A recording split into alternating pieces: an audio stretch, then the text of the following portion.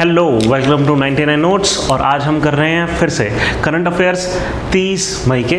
और current affairs करने के लिए आपको कुछ नहीं करना है, 99 notes daily current affairs search करना है। हमारी वेबसाइट पे आएंगे, यहाँ पे डेली करंट अफेयर्स पे जाएंगे और इस पर क्लिक करेंगे, आप इस पेज तक आ जाएंगे। आज की सबसे पहली news, more volcanism on Venus than previously known. एक स्टडी ऐसा कह रही है कि पहले हमें जो पता था कि कितना वॉल्केनिज्म है वीनस पे, उससे ज़्यादा है। हमें ये पता है कि वीनस एक्चुअली पूरे सोलर सिस्टम का सबसे हॉटेस्ट प्लैनेट है। तकरीबन 450 डिग्री सेल्सियस से ऊपर इसका टेम्परेचर चला जाता है। और जो सरफेस है वो अर्थ की तरह इतनी ब्रिटल नहीं है, थोड़ी सी ज़्यादा फ्लेक्सिबल है और वॉल्केनिज्म और ज़्यादा होती है। और ऐसा हुआ है कि यहाँ पे 2 नई वॉल्केनोज मिली हैं, जिससे हमें ये पता लगा है कि वॉल्केनोज जितनी हमें पता थी उससे थोड़ी सी ज़्यादा हैं वीनस पे। 2 वॉल्केनोज हैं, एट सिफमोन्स और एट नोएवे प्लांटिया। तो बहुत ज़्यादा इंपॉर्टेंट नहीं है हमारे यूपीएससी पॉइंट ऑफ व्यू से, लेकिन हम बस नोट कर सकते हैं कि अगर कोई ये पूछ ले कि इन 2 नाम की वॉल्केनोज रिसेंटली कहाँ मिली है, इससे ज़्यादा कुछ इंपॉर्टेंट है नहीं। बाकी वीनस का एटमॉस्फेयर आपको पता होना चाहिए कि CO2 से भरा हुआ, और इस वजह से बहुत ज़्यादा ग्लोबल वार्मिंग होती है वहाँ पर। और क्योंकि सन के करीब है इसलिए भी टेम्परेचर ज़्यादा होता है। 2 रीज़न है, एक तो CO2 इतनी तगड़ी ग्रीन हाउस गैस का एटमॉस्फेयर बना हुआ है, और दूसरा कि वो सन के इतने करीब है। आगे चलते हैं कि an overview of the Amrit scheme. The Hindu ने ये एक आज बहुत अच्छा आर्टिकल कवर करा था। अमृत स्कीम को तकरीबन 8 साल होने को आ गए हैं, और ये एक बेहतर मौका था कि रिव्यू कर लिया जाए कि स्कीम ने क्या करा है और स्कीम है क्या। स्कीम है क्या, आपको याद होगा कि स्मार्ट सिटीज़ मिशन एक लॉन्च करा था सरकार ने, जनरली Tier 1 सिटीज़ के लिए, जो बड़ी सिटीज़ हैं उनके लिए, ऐसी 100 सिटीज़ के लिए। पर बाकी की सिटीज़ जहाँ पे 1 लाख से ऊपर की पॉपुलेशन है, Tier 2 सिटीज़ हैं, और हमें पता है कि आने वाले सालों में एक्सप्लोड होने वाली हैं, बाकी सिटीज़ की तुलना में ज़्यादा इकोनॉमिक एक्टिविटी होने वाली है। और जो बड़ी सिटीज़ ने अभी तक प्रॉब्लम फेस करी है, लगभग वही प्रॉब्लम्स ये सिटी भी फेस करेंगी। इसलिए स्मार्ट सिटी मिशन के साथ साथ एक अमृत प्रोग्राम भी चलाया गया था। तो जो प्रोग्राम था वो कुल मिलाकर ये था कि 3 चीज़ों से रिलेटेड, ये जितनी भी छोटी सिटीज़ हैं उसमें 3 किस्म का इंफ्रास्ट्रक्चर डेवलप हो जाए। एक तो सीवेज एंड वाटर सप्लाई, दूसरा ट्रांसपोर्ट, और तीसरा ओपन स्पेसेस। इससे रिलेटेड जितने भी इंफ्रास्ट्रक्चर प्रोजेक्ट्स हैं वो अमृत स्कीम के अंडर आएंगे। अमृत स्कीम में सेंटर इसको काफ़ी फंड करेगा और स्टेट के साथ मिलकर, दोनों मिलकर कुछ इंफ्रास्ट्रक्चर प्रोजेक्ट्स डेवलप करेंगे। यानी कि अगर स्टेट्स डिमांड रखते हैं कि इस वाला सिटी में हमें कोई इंफ्रास्ट्रक्चर डेवलप करना है, तो सेंटर उसको फंड करेगा, वो प्रोजेक्ट है सेंटर से पास होगा। इस तरीके से ये स्कीम चलती है। तो इंडिया अब ये क्यों चलाई गई है, यहाँ पे कुछ इंपॉर्टेंट डेटा पॉइंट्स हैं जो हमें मिले हैं। क्या कि India's urban population is rapidly increasing with projections indicating that over 50% of the population will reside in cities by 2047। इस पॉइंट ऑफ टाइम पे तकरीबन 28-30% लोग हैं जो कि सिटीज़ में रहते हैं। ये सिचुएशन आज से 15 साल बाद चेंज हो जाएगी। 47 तक आते आते लगभग 50% ऑफ द पॉपुलेशन सिटीज़ में रिसाइड करेगी। हमारी एक तो पॉपुलेशन बढ़ेगी, और उस पॉपुलेशन में, बढ़ी हुई पॉपुलेशन का भी एक बड़ा प्रोपोर्शन अब सिटीज़ में रहेगा। जब ऐसा होगा तो कहने का मतलब है सिटीज़ की पॉपुलेशन बहुत तेज़ी से एक्सप्लोड हो जाएगी, और कई सिटीज़ हो सकता है अपने पॉपुलेशन में दुगनी या तिगनी हो जाएं। ऐसे में हमें अमृत मिशन की ज़रूरत थी। The world bank estimates a requirement of $840 billion for essential urban infrastructure. जैसे कि मैंने बताया, जैसे अमृत स्कीम क्या कर रही है, सीवेज, पानी की निकासी, पानी का आना, वाटर सप्लाई एंड ट्रांसपोर्ट, ये 3 बहुत इंपॉर्टेंट चीज़ें। और इसके अलावा ओपन स्पेसेस यानी कि पार्क्स, इस सारी चीज़ के लिए अमृत मिशन आया था 2015 में। तो 9-10 साल हो चुके हैं, 8-9 साल हो चुके हैं। ओवरव्यू क्या है, पर्पस क्या था। अब ये जो मिशन आया था उस समय तकरीबन 70-77 हज़ार करोड़ रुपए कुछ सेंटर ने इस चीज़ के लिए आवंटित करे थे। अब सरकार इसको, इस मिशन को और ज़्यादा रिजुविनेट करने के लिए फिर से अमृत 2.0 लॉन्च कर रही है। तो सरकार क्या कर रही है, लॉन्च क्या है, the Amrit scheme was launch by the central government in June 2015 with a 2.0 version in 2021 launch हुआ था। प्राइमरी गोल क्या था, every household has access to tap with assured water supply और सीवेज कनेक्शन, पहली चीज water supply and sewage connection. फिर develop greenery and well maintain open spaces जैसे कि पार्क, और तीसरा reduce pollution by promoting public transport. तो ये 3 चीजें आप याद रखेंगे, ये ऑब्जेक्टिव है। कवरेज कितना है, ऐसी 500 सिटीज आइडेंटिफाई करी गई हैं जहां पे ये कवर होगी, जहां पे 1 लाख से ऊपर की पॉपुलेशन है। ये चीज आप याद रखेंगे कि कहां पे ये अप्लाई हो रही है स्कीम। और टोटल आउटले उस समय था 50,000 करोड़, इस पॉइंट ऑफ टाइम पे टोटल आउटले अमृत 2.0 के लिए 3 लाख करोड़ हो चुका है, जिसमें से कि सेंट्रल गवर्नमेंट ने 76,000 करोड़ खर्च करा है। अब यहाँ पे एक चीज समझने की है, सेंट्रल गवर्नमेंट 3 लाख करोड़ नहीं खर्च कर रही है, सेंट्रल गवर्नमेंट खाली 76,000 करोड़ खर्च कर रही है, 76-77,000। ये क्या है, मतलब ये जो बाकी का गैप है वो कहाँ से कवर होगा? ऐसा नहीं कि ये सारा ही स्टेट गवर्नमेंट्स कवर कर देंगी। ये जो टोटल इंफ्रास्ट्रक्चर का आउटले है, ये इस तरीके से आया है कि जब सरकार प्रोजेक्ट्स डालती है उस समय कई सारे पीपीपी मॉडल्स भी डेवलप करती है, यानी कि सरकार कुछ पैसा लगाएगी, प्राइवेट प्लेयर कुछ पैसा लगाएंगे और इंफ्रास्ट्रक्चर डेवलप करेंगे। फिर वहाँ से जो भी इंफ्रास्ट्रक्चर डेवलप करा गया है, मान लीजिए ट्रांसपोर्ट डेवलप करा गया है, वहाँ पे टोल वगैरह लगाकर जो भी पैसा आएगा उससे जो प्राइवेट प्लेयर ने पैसा लगाया उसको उसका मिल जाएगा। तो सरकार उसमें एक कुछ पैसा लगाएगी और उसके मदद से उसको लेवरेज करके प्राइवेट सेक्टर से भी कुछ पैसा लेगी और इतने का टोटल इंफ्रास्ट्रक्चर डेवलप हो जाएगा। तो सरकार लगा रही है, सेंट्रल गवर्नमेंट, स्टेट गवर्नमेंट और प्राइवेट प्लेयर, इन तीनों की मदद से 3 लाख करोड़ का टोटल आउटले इस स्कीम का है। ठीक है, ये एक अच्छा तरीका था ये सारी चीज़ें देखने का।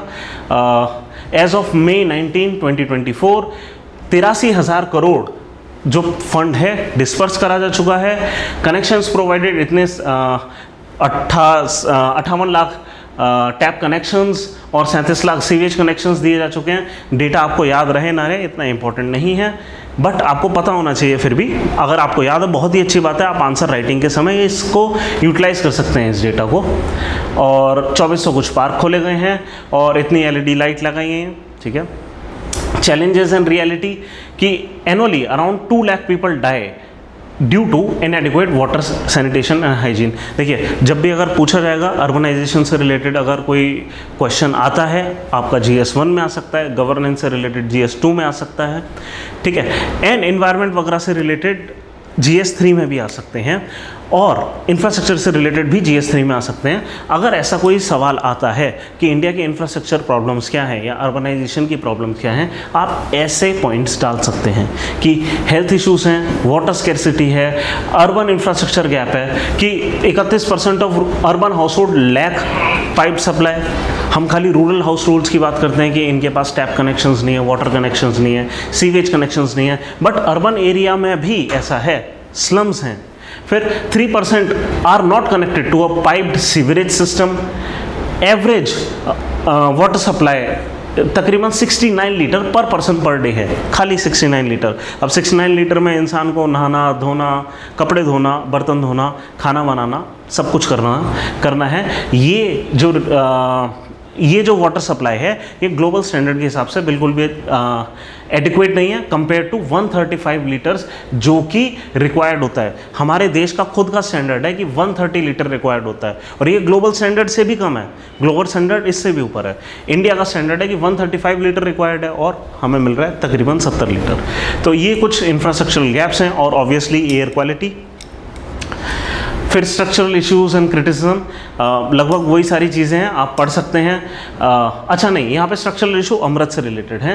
प्रोजेक्ट ओरिएंटेड अप्रोच की scheme was design with project oriented approach rather than holistic approach, यानी कि हम पूरे सिटी को डेवलप करने की जगह हम सिर्फ कुछ प्रोजेक्ट्स को डेवलप कर रहे हैं। पाइप्ड वाटर सप्लाई या सीवेज सिस्टम, खाली इस चीज़ को डेवलप कर देंगे और बाकी चीज़ों को मान लीजिए हम छोड़ दे रहे हैं।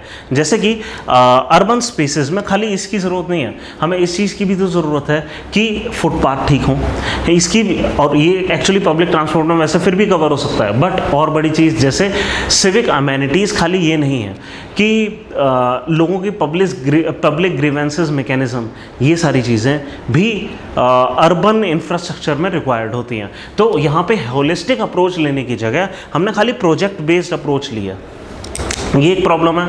लैक ऑफ सिटी पार्टिसिपेशन, ये जो स्कीम है ऊपर से लाई गई है, सिटी का पार्टिसिपेशन थोड़ा कम है। स्मार्ट सिटी मिशन में इनफैक्ट ये इंश्योर करा गया है कि सिटी का पार्टिसिपेशन हो, बट यहाँ पर नहीं है। Cities had note participation in the scheme which was driven by bureaucrats, ठीक है, पैरास्टेटल्स एंड प्राइवेट इंटरेस्ट। ऑब्वियसली मैंने जैसे बताया फंड कहाँ से आ रहा है, या तो गवर्नमेंट दे रही है या प्राइवेट पार्टीज दे रही हैं, ठीक है। फिर water management schemes need to consider climate, rainfall pattern and existing infrastructure. Sewage treatment plants are inefficient with average faecal matter travelling long distances. तो ये भी एक चीज़ है कि हम सीवेज सिस्टम बना रहे हैं, लेकिन इस इंफ्रास्ट्रक्चर में हमें इस पे भी ध्यान देने की ज़रूरत है कि हम उसको सीवेज ट्रीटमेंट प्लांट से एसेंशियली लिंक कर दें, हमेशा ही लिंक करें, कोई भी ऐसा सिस्टम बनाए। In real estate development driven by private players and builders, urban planning has led to the disappearance of water bodies and disrupted water storms. और ये सारी चीज़ें, ये हमें पता है कि सिटीज़ जैसे जैसे डेवलप होती हैं, वहाँ पे जो नेचुरल स्ट्रीम्स होती हैं छोटी बड़ी, वो सब डिस्ट्रॉय होना शुरू हो जाती हैं। और ये अभी भी इंडिया के अर्बनाइजेशन की प्रॉब्लम है। कुछ रिकमेंडेशंस हैं, ये मेनली जो आर्टिकल आया था वहाँ पर बोली गई थी। एक अच्छा आर्टिकल है, आप डायरेक्टली भी सर्च कर सकते हैं इस आर्टिकल को। और वैसे अगर आपको देखना है, ये द हिंदू इंटरनेशनल एडिशन में पेज नंबर 10 पर आया था, वहाँ पे आप जाकर दे सकते हैं। रिकमेंडेशंस क्या बोली गई हैं? Nature based solution, the scheme needs to incorporate nature based solution for sustainable urban development. मतलब कि जैसे स्ट्रीम्स हैं वो एक नेचुरल ड्रेनेज पैटर्न बनाती हैं कि किस तरीके से किस जगह पे स्लोप है, उस हिसाब से नेचुरली स्ट्रीम्स निकलती हैं, हम उसको रिजुविनेट करें, है ना। तो इस तरीके से नेचर बेस्ड सोल्यूशन ला सकते हैं। पीपल सेंट्रिक अप्रोच, कि लोकल बॉडीज़ को एम्पावर करा जाए, जैसे ग्राम सभा होती है, ऐसे ही कम्युनिटी बेस्ड अप्रोच हो, सोशल ऑडिट हो, है ना। इस तरीके से एक सिटीजन चार्टर बने, तो वहाँ से जो आम राय आती है उसकी मदद से इन प्रोजेक्ट्स को डेवलप करा जाए। एंड कॉम्प्रिहेंसिव मेथोडोलॉजी, एक होलिस्टिक अप्रोच हो, प्रोजेक्ट बेस्ड अप्रोच ना हो पूरे। क्योंकि देखिए प्रोजेक्ट बेस्ड अप्रोच में एक प्रॉब्लम होती है कि पहले पाइप की लाइन डली, खुदा, उसके बाद सड़क बनी, ठीक है, क्योंकि इंफ्रास्ट्रक्चर इसमें इंपॉर्टेंट रोल प्ले कर रहा है। फिर मान लीजिए सीवेज की लाइन डली। जब आप एक एक प्रोजेक्ट करके अप्रोच जब लगा रहे होते हैं, होलिस्टिक अप्रोच नहीं होती है, तो होता क्या है कि इन सम ज़्यादा खर्चा होता है, ठीक है। तो बेहतर ये होगा कि सिटी को एज अ होल डेवलप करा जाए, rather than एक एक प्रोजेक्ट को डेवलप करा जाए। तो ये प्रोजेक्ट बेस्ड अप्रोच में एक प्रॉब्लम होती है। और प्राइवेट कॉन्ट्रैक्टर को इससे कोई मतलब नहीं कि दूसरे का प्रोजेक्ट कैसा चल रहा है, उसका खुद का प्रोजेक्ट टाइम पर होना चाहिए, है ना। तो अगर हम एक एक प्रोजेक्ट लेकर कॉन्ट्रैक्टर के साथ डील करके फिर अगर बनाएंगे, वो एक अच्छा तरीका नहीं होता है, उतना अच्छा तरीका नहीं होता है। बट खैर, हमें इंफ्रास्ट्रक्चर रिक्वायरमेंट है, कैसे भी बने, कम से कम कुछ तो बन रहा है। बस ये एक बेहतर चीज़ है। Enhance participation, the inclusion of elected representative in decision making, ये वही चीज़ हो गई, ठीक है। तो ये था अमृत स्कीम से रिलेटेड। अगली न्यूज़ पर आते हैं। Delhi's extreme heat reflects global trend of record breaking temperatures. कल हमने देखा था 3 रीजंस पढ़े थे कि किस वजह से दिल्ली का टेम्परेचर इतना ज़्यादा हो रहा है। ऑब्वियसली एक ग्लोबल वार्मिंग है, उसके अलावा दिल्ली में खुद जो सरफेस है वो ज़्यादा हीट एब्जॉर्ब करती है। फिर यहाँ का खुद का पोल्यूशन है, इंडस्ट्रीज़ का, व्हीकल्स का, जो यहाँ पे लोकली ग्रीन हाउस गैसेस की कंसनट्रेशन को बढ़ा देता है और ज़्यादा हीट ट्रैप होती है। और फाइनली ये कि हमारे जो एसीज हैं, कूलर्स हैं, इलेक्ट्रिकल अप्लायंसेस हैं, ये भी हीट स्प्यू करते हैं एनवायरनमेंट में और लोकली टेम्परेचर बढ़ जाता है। और इसका नतीजा ये हुआ कि एक न्यूज़ आई थी कल कि 52 डिग्री सेल्सियस टेम्परेचर चला गया। इस चीज़ पे हम वापस आएंगे। क्या if verified 52.9 degree Celsius recorded at Mungeshpur Delhi would be an all time high for India. India में इससे पहले 52.9 का भी रिकॉर्ड ही नहीं करा गया है। इसको वेरीफाई करना ज़रूरी है क्योंकि 52.9 कुछ ज़्यादा ही टेम्परेचर होता है। पता नहीं, हो सकता है ये वाकई में पहुंचा हो, और ये पॉसिबिलिटी एक्चुअली हो सकता है पहुंच गया हो, तो इंडिया का रिकॉर्ड टूट चुका है। बट सिर्फ इंडिया का रिकॉर्ड नहीं टूट रहा है, हमें ये मैप दिखा रहा है जो कि आज आया है। यहाँ पे अगर आपको ये पढ़ना है आर्टिकल, आप इंडियन एक्सप्रेस के एक्सप्लेन सेक्शन में पेज 14 में जा सकते हैं। और जो मैप दिखा रहा है वो ये दिखा रहा है कि खाली दिल्ली नहीं है जहाँ पे ये जो टेम्परेचर्स हैं उन्होंने रिकॉर्ड ब्रेक करा है, ये जितने भी रेड डॉट्स हैं वो सारे डॉट ये बता रहे हैं कि कहाँ कहाँ पे इस साल अभी तक का हाईएस्ट टेम्परेचर यानी कि रिकॉर्ड ब्रेक करा जा चुका है। और लगभग पूरा ग्लोब ये दिखा रहा है कि टेम्परेचर के रिकॉर्ड्स ब्रेक हो गए हैं लोकल स्टेशंस पर। ठीक है, तो हम कई बार देख चुके हैं कि हीट वेव किसको कहते हैं। आईएमडी का फॉर्मूला है कि 45 डिग्री से ऊपर लगातार 2 दिन रहे किसी एक स्टेशन पे, या नॉर्मल से 4.5 डिग्री सेल्सियस से ज़्यादा रहे। ये सारी चीज़ हम कई बार कवर कर चुके हैं, तो इसको अब स्किप करते हैं, नेक्स्ट न्यूज़ पे स्ट्रेट अवे चलते हैं। आपको अगर इस बारे में डिटेल में पढ़ना है हीट वेव से रिलेटेड, हमारी कल की या पिछली और कोई वीडियो देख सकते हैं, हम डेली ही कवर कर रहे हैं ये चीज़। S&P global upgrades India's total outlook, India's outlook to positive on strong growth and reforms. अब S&P ग्लोबल क्या है, ये एक रेटिंग एजेंसी है जो कि सरकारों को रेटिंग्स देती है कि उनकी क्रेडिबिलिटी कितनी है, उनको कितना क्रेडिट दिया जा सकता है। रेटिंग्स का मतलब यही होता है, रेटिंग्स मेनली इसलिए होती हैं ताकि जो इन्वेस्टर्स हैं इन कंट्रीज़ के जो बॉन्ड्स हैं उनको सही तरीके से वैल्यू कर पाएँ कि इनको खरीदना चाहिए या नहीं खरीदना चाहिए। और दूसरी चीज़, ये सरकारों के लिए भी एक अच्छा इंडिकेशन हो जाता है कि न्यूट्रल एजेंसीज़ क्या बता रही हैं कि एक इकॉनमी कितना बढ़िया फंक्शन कर पाएगी। इन्वेस्टर्स के लिए बेटर होता है कि उन इकॉनमीज में हो सकता है वो चले जाएं, और हम जैसे लोगों के लिए भी, जनता के लिए भी, सिटीजनरी के लिए भी ये एक अच्छी चीज़ होती है। ग्लोबल रेटिंग हमें न्यूट्रल पर्सपेक्टिव मिलता है कि हमारी इकोनॉमी एक्चुअली कैसा परफॉर्म कर रही है। ऑब्वियसली सरकार भी अपना एस्टिमेट देती है, S&P ग्लोबल जैसी रेटिंग एजेंसी भी देती हैं। तो क्या बोला गया है कि ग्लोबल रेटिंग इंडिया की जो है उसको रिवाइज कर दिया गया है, revise India outlook from stable to positive. सिर्फ स्टेबल नहीं, इंडिया पॉजिटिव है, ग्रोइंग है। The agency maintained its long term unsolicited foreign and local currency sovereign credit rating at BBB minus and short term rating at A3।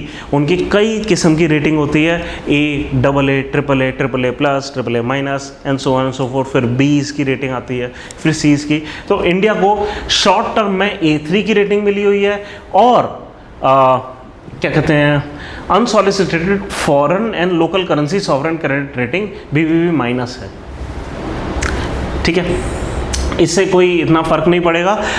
जो investors हैं उनके लिए थोड़ा सा इंपॉर्टेंट होता है, हमारे लिए याद रखने की भी ज़रूरत नहीं है UPSC पॉइंट ऑफ व्यू के लिए। लेकिन हमें जो याद रखने की ज़रूरत है वो है कि इन्होंने फोरकास्ट क्या करा है, हम कितने परसेंटेज पे ग्रो करेंगे।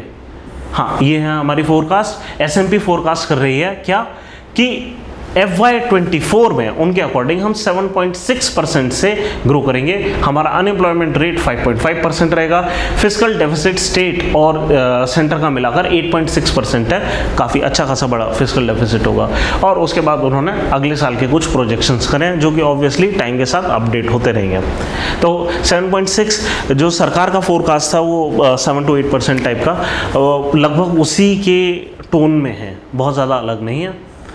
तो India's general government deficit is projected to decline from 6.8% by the financial year 2027। हाँ, ये चीज़ और देखने की है, कोविड के समय हमारी सरकारों ने काफ़ी क्रेडिट ले लिया था, जिसकी वजह से हमारा जो फिस्कल डेफिसिट है काफ़ी बढ़ गया था, जो कि अभी भी हाई है। धीरे धीरे सरकार अपने लोन्स जैसे जैसे चुकाएगी और नया डेफिसिट नहीं करेगी, तो जो है जो हमारा डेफिसिट है लगातार घटता चला जाएगा। और वो कह रहे हैं FY28 तक आते आते -6.8% रह जाएगा हमारा फिस्कल डेफिसिट। ठीक है, आगे चलते हैं। Prelims fact, Ancient Egyptian skull reveals signs of brain cancer treatment, pushing back the timeline of medical history। अब हम ये मानकर चलते हैं कि मॉडर्न मेडिकल हिस्ट्री जो है वो रिलेटिवली रिसेंट है, यूरोप में जिसकी खोज हुई है। और इसमें अगर हम पूरी दुनिया के कुछ डेटा मिला दें तो जैसे सुश्रुत हैं वो तकरीबन गुप्ता काल में आते हैं इंडिया में, जिसे फादर ऑफ सर्जरी बोला जाता है। जो कि लगभग 1600, 1700, 1800 साल पहले हैं। लेकिन यहाँ पे अब ये क्या है कि एंशिएंट वर्ल्ड के कुछ साइंटिस्ट हैं जिनके बारे में बोला जाता है कि मेडिकल ट्रीटमेंट इस पॉइंट ऑफ टाइम पे स्टार्ट हुई, या उससे मान लीजिए 1500 साल और पहले। लेकिन यहाँ पे हमें क्या पता लगा है कि एंशिएंट इजिप्ट में कोई स्कल मिला है जहाँ पे कुछ ऐसा समझ आया है हमें कि स्कल में कैंसर था, ट्यूमर रहा होगा किसी किस्म का, और उसको ठीक करने की कोशिश करी गई है, निकालने की कोशिश करी गई है, यानी कि किसी किस्म का मेडिकल ट्रीटमेंट का हमें प्रूफ मिला है। तो और जो कार्बन डेटिंग वगैरह से जो हमें पता लगा है, ये जो स्कल है 4600 ईयर ओल्ड है। तो मतलब कि दुनिया में मेडिकल साइंस शायद और पहले आई थी जो हमने सोचा है उससे पहले। हालांकि ऑब्वियसली ये सारे फैक्ट्स इतनी जल्दी वेरीफाई नहीं करे जाते हैं, डिस्प्यूटेड रहते हैं। फाइनल वेरिफिकेशन कब आएगा ये कह नहीं सकते। Global unemployment expected to dip slightly to 4.9% in 2024 says ILO, International Labour Organization, UN की एक स्पेशलाइज्ड एजेंसी है जो कि लेबर रिफॉर्म्स के लिए काम करती है। अब ये एजेंसी ये कह रही है कि अनएम्प्लॉयमेंट स्लाइटली डिप हो गई, 5% की अनएम्प्लॉयमेंट रहती है इन जनरल, इतना एक्सपेक्ट ही करना चाहिए। तो ये बोला गया है कि 5% से 4.9% हो गई है, जो कि अच्छी चीज़ है। हमारे यहाँ हमने देख लिया था 5.6% अभी S&P ग्लोबल ने, रेटिंग एजेंसी ने बताया ही है। इंडिया की हल्का सा वर्ल्ड से ज़्यादा ही रहती है। हमारी ग्रोइंग पॉपुलेशन है जो कि अभी भी अंडर स्किल्ड है, तो अनएम्प्लॉयमेंट रेट इंडिया में थोड़ी सी ज़्यादा रहती है दुनिया से। ठीक है, initially ILO estimated unemployment to rise to 5.2% due to unexpected job losses in advance economies, but since this was revised due to lower than expected rates in China, India and high income countries की जो expect करा था कि इतनी unemployment रहेगी, India और China में उससे कम रही है। इंडिया और चाइना केपेबल रहे हैं और कुछ हाई इनकम कंट्रीज़ अपने पॉपुलेशन को एम्प्लॉयमेंट देने में, जिसकी वजह से ये डेटा हल्का सा कम हो गया। Centre begins granting citizenship under CAA in West Bengal, Haryana and Uttarakhand. देखिए, CAA आपको पता है क्या है, सिटीजनशिप अमेंडमेंट एक्ट। इंडिया के अंदर एक प्रोसेस है कि किसी को भी बाय नेचुरलाइजेशन सिटीजनशिप ग्रांट करी जा सकती है। नेचुरलाइजेशन मतलब जो भी व्यक्ति नेचुरली इंडिया में रह रहा है पिछले 11 साल से, इंडिया के लिए प्रोविजन है, पिछले 14 में से 11 साल तक लगातार व्यक्ति को नेचुरल इंडिया में रहना है, तो उसको ग्रांट करी जा सकती है सिटीजनशिप। अब कुछ लोगों के लिए इस पूरी नेचुरलाइजेशन के प्रोसेस में एक्सेप्शन करे गए हैं। क्या कि जो लोग पाकिस्तान, बांग्लादेश और अफ़गानिस्तान से आए हैं और यहाँ की परसिक्यूटेड माइनॉरिटीज़ हैं, स्पेसिफिकली कहा गया है हिंदू, बौद्ध, जैन, पारसीज, सिख, ये जो कम्युनिटीज़ हैं, एंड क्रिश्चियंस, ये जो कम्युनिटीज़ हैं, अगर इंडिया आती हैं तो इनको नेचुरलाइजेशन का जो प्रोसेस है, जो समय सीमा है 11 साल की, उसको घटाकर 5 साल कर दिया जाएगा। खाली ये 5 साल नेचुरली भी इंडिया में रहेंगे तो इनको सिटीजनशिप ग्रांट कर दी जाएगी, और इसकी एक कट ऑफ डेट है 2015 से पहले के लिए। तो खैर, अब इसका एक प्रोसेस स्टार्ट हुआ है कि इंडिया में ये देखा जाएगा ये पॉपुलेशन कितनी है और इनको सिटीजनशिप ग्रांट करी जाएगी। ठीक है, तो सरकार ने अब नोटिफिकेशन निकाल दिया है कि इन इलाकों में सिटीजनशिप ग्रांट करना स्टार्ट होगा। अभी तक तकरीबन 500-600 लोगों को ही इस CAA एक्ट के थ्रू सिटीजनशिप अभी तक ग्रांट हुई है। Next, Rudram 2 air to air missile flight test successful. Rudram 2 air to air missile क्या है? ये एक फ्लाइट बेस्ड मिसाइल है जो कि जो हमारे फाइटर जेट्स हैं उन पे लग सकती है। Fighter jets deep into enemies territory जा सकते हैं, और उसके आगे रुद्रम 2 की जो रेंज है एक्चुअली वो 300 किलोमीटर की है। तो 300 किलोमीटर दूर तक, जहाँ तक जो हमारा प्लेटफॉर्म है, जो एयरक्राफ्ट है वो पहुँच गया है, उससे आगे 300 मीटर दूर और मार सकती है ये मिसाइल। और इसकी जो स्पीड है वो 5.5 मैक है, यानी कि टॉप स्पीड 5.5 मैक, मतलब कि साउंड की स्पीड से 5 गुना ज़्यादा तेज चलती है। एक क्रूज मिसाइल जो 5 गुना ज़्यादा तेज चले, बहुत ज़्यादा तेज होती है, यानी कि इसको कोई इंटरसेप्ट नहीं कर सकता, इम्पॉसिबल है इसको इंटरसेप्ट करना। एयर डिफेंस सिस्टम इसको रोक नहीं पाएंगे। और इसकी जो फ्लाइट लेवल है, जो सीलिंग है, वो है 500 मीटर, ज़मीन से 500 मीटर ऊपर से लेकर 15 किलोमीटर ऊपर तक। इस रेंज में चल के ये 300 किलोमीटर दूर तक 5.5 मैक की स्पीड से किसी भी चीज़ को मार सकती है।